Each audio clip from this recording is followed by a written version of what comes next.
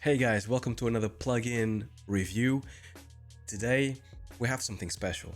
A while back, maybe I think it was actually last week or a couple of weeks ago, so it was not that long ago, I was perusing Twitter and I found this tweet about these tools called Zoo Tools. Now, I never heard about them, but what I saw was really amazing, which is basically copying animation from one side of the body to another. I know there's some plugins that already do that, but these tools looked incredibly clean. And I actually asked Andrew Silk, that at the point was the person that actually tweeted that stuff, to hopefully get me access to these tools so I can test them out myself because they look absolutely amazing. Now, on the comments of that tweet, JD, a good friend of mine and also YouTuber, go and subscribe if you haven't so far, also mentioned that they are absolutely amazing and I should definitely try them out. Andrew was kind enough to make a video highlighting all the animation tools that exist within Zoo Tools that you guys can use. The video is over an hour long or nearly an hour long. You guys should definitely check it out. I'll link it down below so you understand everything. But I can tell you right now that this is not going to be my last video of Zoo Tools. It's going to be the very first one. So what we're going to do here is have an overview of what Zoo Tools are and some of the things they have, and also review the rigs. I'm going to review just the one, but they have more than one. This one is the most impressive one, I think. Is this character called Natalie, and is incredibly detailed and a lot of fun to animate from what I've been testing. So we're gonna quickly do both, because otherwise the video is gonna explode into a really long video. And then I'm gonna do feature videos to actually showcase more of the Zoo Tools and details and specific tools that hopefully will help you as an animator as usual, right? So let's get to it.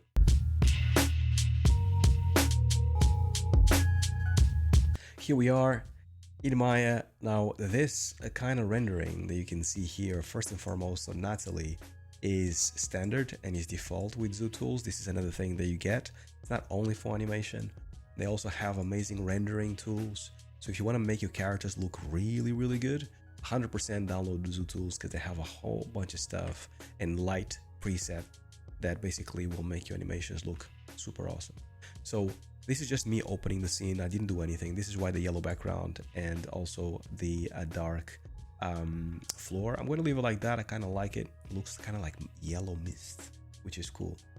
So before we jump into this rig review, let's go through Zoo Tools. So Zoo Tools is basically a drag and drop, and then it's on your Maya. Once you actually drag and drop it, you get a shelf, and you also get a Zoo Tools, basically a drop down menu.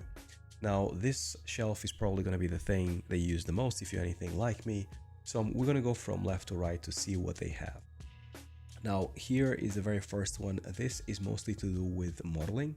So you can see here that has all kinds of like geometry, align, making tubes, creating controllers, all this other stuff. Really nice. Also here we have a control creator. So this is basically for additional controllers when you are a rigger. So there's rigging tools here as well, which is really awesome. So related to animation 100%. This is a scenes browser, and also it has some of those light setups, the sweet light setups that I mentioned before. So you can actually see them here, and you have some camera stuff that you can do with this tool. This is a renamer, and also you can do a lot of stuff to do with the outliner. So a lot of attribute creation and alignment, node editor align. So lots of advanced stuff. This is a camera manager. We can do a lot of stuff that is to do with setting resolutions, creating image planes, the stuff that we animators deal with every so often. And the fact that they are here instead of having to go to your rendering editor over here in order to actually add different things is really handy. Now this key here is where the magic happens. This is where we're going to live, animation toolbox. I'm going to come back to this in a second, but we also have end cloth wrinkle creator. This is very powerful for creating deformations on cloth if you actually want to try new animations. We have light presets, which is an additional thing to what was actually featured before. So we have area lights, light presets, and all that stuff. Really cool. You have tools to paint weights on your characters after rigging. we also have different renders, and the best thing about this is basically you can actually use different types of renders for your character. I am an absolute noob when it comes to rendering really nicely in animation in Maya. Even though I've been using Maya for so long, I really didn't dig deep into rendering ever, because I never had the need. You always export your animations so someone else can do this job. So having here the fact that you can use Arnold or RenderMan or V-Ray, so you can light up your scenes, and then on top of that, Zoo giving you light up presets, basically makes it a piece of cake to light up your scenes in a really nice way, especially your shots. So really cool. And you have shader presets as well. You can actually have some types of shaders, and they give it, once again, lots of free stuff that you can use by default.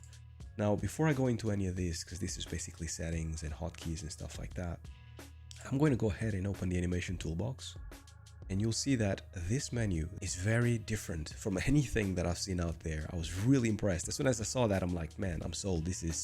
I want to know more. And basically, Andrew and his team have done an absolutely brilliant job about making this collapsible. And then you have a very minimal display of tools, or you have an advanced version of the tools. So you can basically collapse between these two. And what's better is that if you actually go back to here, and let's say you want to open also the graph editor toolbox, you open it, and as you can see, it opens within the same stack.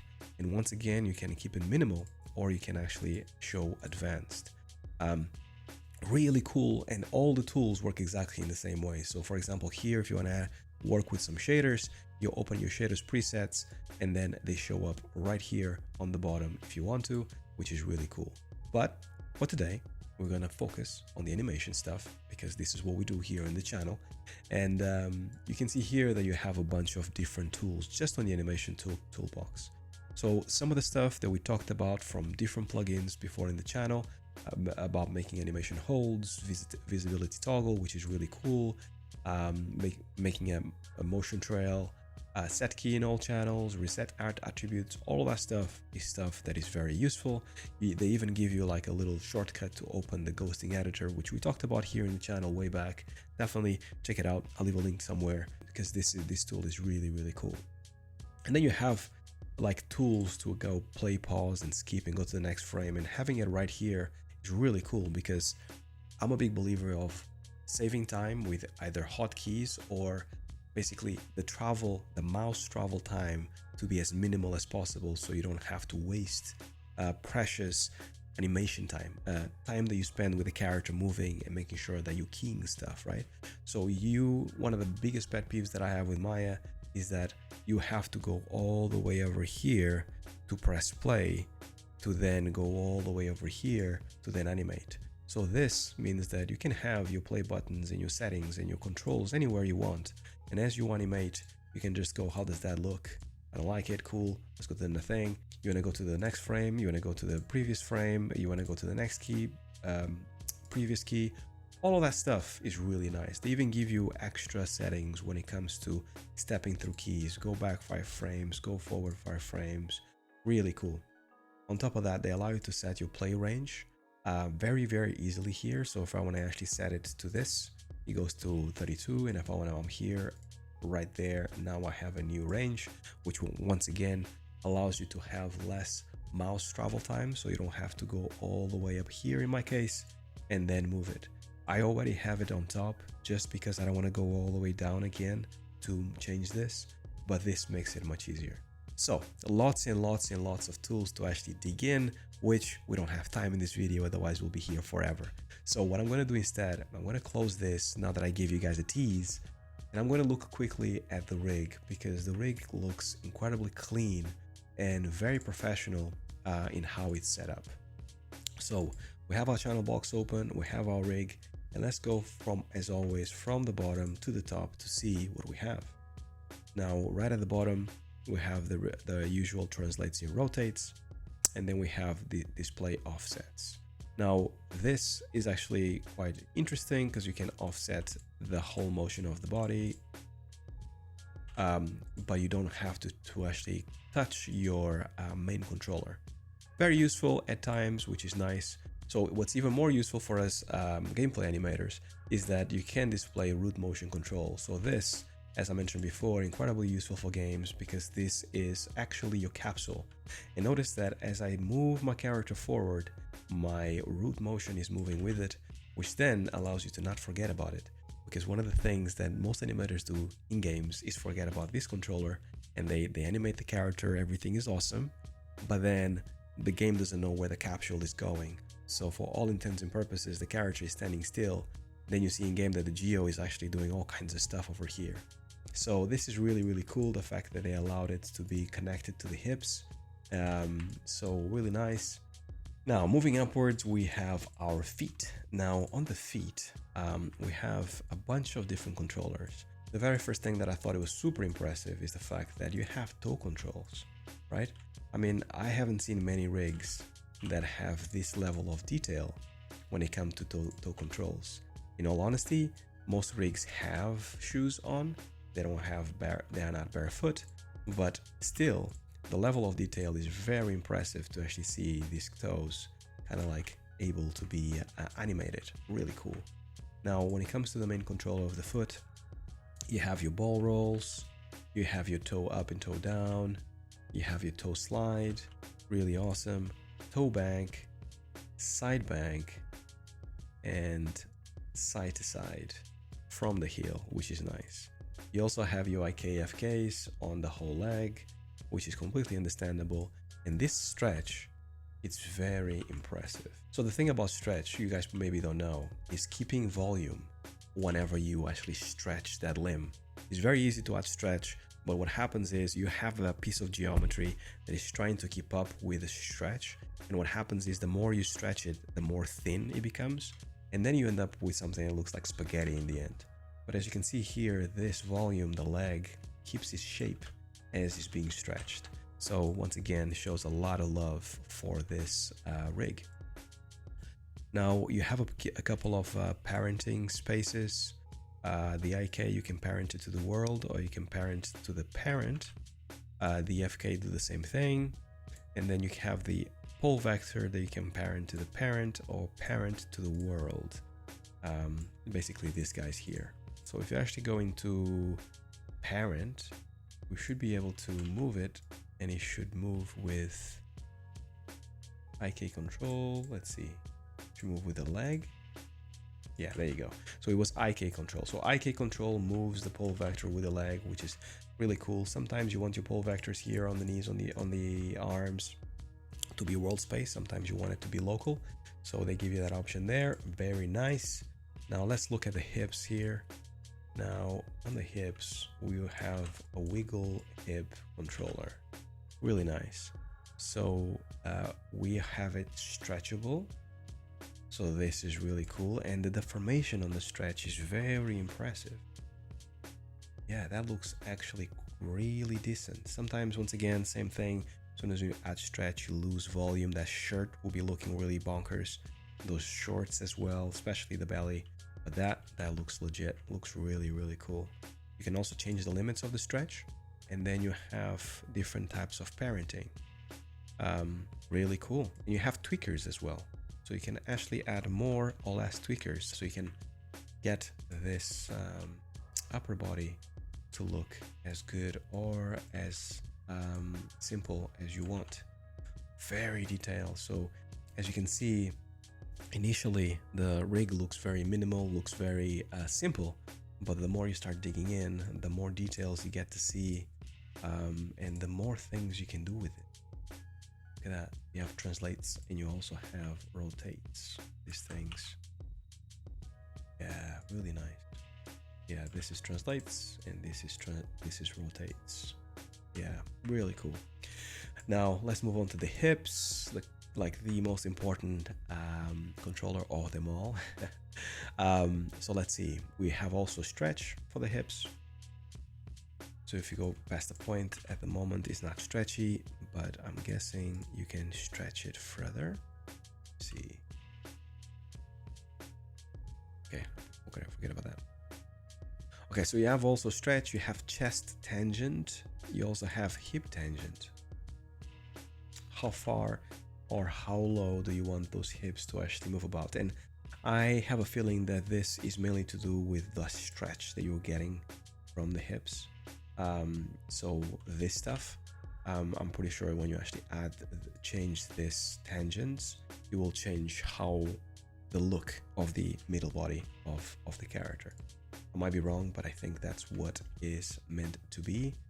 And then you have an FK spine, but I'm assuming that this is a mix of FK and IK because you can do this kind of stuff, which is really cool, but allows you to have the flexibility of having the FK or the IK or FK as you move through the body.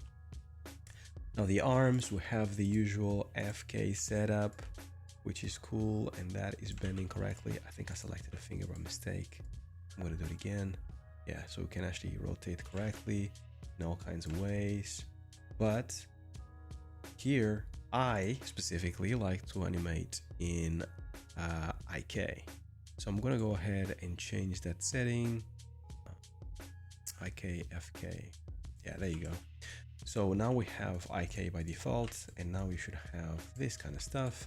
The pole vector for the elbow, it's actually moving with the arm, but I'm pretty sure we can go ahead and go pole vector, go into world space, and then the pole vector is pinned. Really cool, really cool.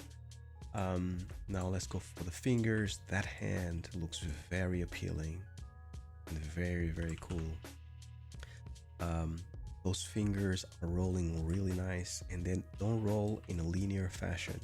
Sometimes what you have with a lot of rigs is that you get fingers that roll in a linear fashion. So you get like I cannot do it. You basically have fingers that basically just roll in this way, and then you end up with a hand that looks like that, like really straight. But here you can definitely tell that there is an offset, even though I'm actually rotating them on the same axis. I'm just gonna make sure that is in object so we can rotate. Yeah, so we can see that this hand starts to kind of like close in more in a fist, and that is very useful. Saves you time, for sure, saves you time. We also have these controllers here, which allow to deform the hand, I assume, and this basically allows you to cup the hand and have more or less of this cupping action as you are holding objects. Really cool.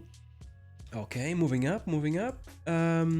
Shoulders. What do we have in the shoulders? Shoulders, we have space, parent or world. At the moment he's parent, so we can follow the rig, but I guess if I put it in world, we can maybe leave the shoulders behind. You also have something that is inherit parent controller and show on mouse proximity. I don't know what that is, but I'm curious to find out more. Finally, we have the head here. So we have headspace, neck. We can actually make it once again world and all that good stuff. Controls, same thing. I'm curious to know what that is. Don't know what that is, but very, very cool. If it's there, it must be for a good reason. And you have the head, and on the head we have visibility for air, which is not there by default. We also have eye aim visibility. So this is basically how you control the eyes. Super default. But this hair looks really legit. So I've seen, if you go to their website, Zoo Tools, check it out, because they have some really cool animations, and the way they're animating this hair looks super organic, looks very, very cool, and like very fluid, I should say, in the way they do it. This is the control for the eyebrows and the lashes. So here's for the eyebrows, you have a channel box, you can change it, make sure that she's angry, and you can see that the eyelashes are deforming. It goes past that point in case the eyes are closed, but you can see that they are deforming to give you a really nice shape for the eyebrow by default. And they even like deforming the face. You can see that wrinkle in the middle of the face. So that actually should help you a bunch when it comes to making facial animations. What else do you have? You also have your lips, your talk, and you have a whole bunch of controls for the mouth, and I think is also for the bottom of the face, so you can deform her face to look in a certain way. So this allows you to deform the face as the character is talking to make it more flashy, make it nicer. And that is about it, I think, for the character. Lots of stuff to explore. I love this character, looks really, really cool, incredibly professional, and the fact that it's ready for games, and you can export it for games. I mean, I haven't seen this character very much out there, but I have a feeling that we're gonna see it much more from now on, because it looks so clean, looks so interesting, and it's very, very appealing. Very appealing character. So that is basically Zoo Tools in a nutshell. You also get other rigs, which hopefully you can cover here in the channel in the future video. But for now, I think that's more than enough. Hopefully I piqued your interest, but I am definitely gonna continue trying it, continue using them, because lots of good stuff included in this. Major shout out to Andrew Silk for not only allowing me to check the tools, but also for putting all this work in, because I had a feeling that he was an animator, and he is an animator, for a very experienced animator, but he's also a coder. And you can tell that there's a lot of love and a lot of attention from an animator that made these tools and coded them and displayed them in a way that makes sense to us animators. So major shout out to Andrew Silks for actually making this so usable, so accessible, basically giving us the tools to make our life a little bit easier for all animators. I'll leave a link down below so you can go and check out his profile on Twitter, because he most definitely deserves it. He deserves a lot of love, and keep it tuned for more, because we're definitely going to show more about these Zoo tools here in the channel in the future. Now, if you want to know more about other rigs and other tools that you can use in your Maya workflow, check out this video that I've linked here somewhere, so you guys can go and check out more useful tools for your workflow, for your animations, to make you a more effective animator. Right? So that's all I had for you guys. Major shout out to my Patreons that you can see right here next to me, and see you guys in the next one. Until then, stay well, stay safe. Peace.